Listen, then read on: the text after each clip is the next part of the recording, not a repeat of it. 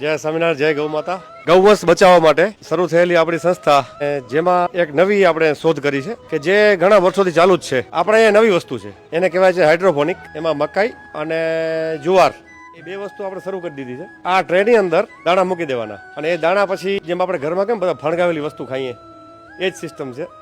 અને આ અત્યારે તૈયાર થઈ ગયું છે.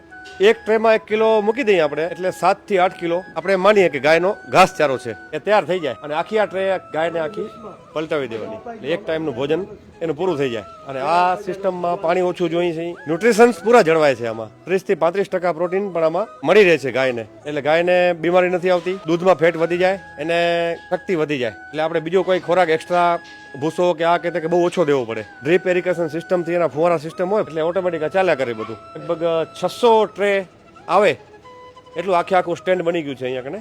એટલે આ બહુ સારી વસ્તુ છે નવી પદ્ધતિમાં. જેના ઘરે 1 ગાય અથવા 2 કે 3 ગાય હોય એ પણ આ વસ્તુ કરી શકે છે. અને આપણી સંસ્થામાં અહીંયા કોઈને જોવું હોય તો લાઈવ જોવા પણ મળે. અને જે અહીંયા લોકો સમજાવે એ સમજીને તમે તમારે ત્યાં કરી શકો. જય સ્વામિનારાયણ.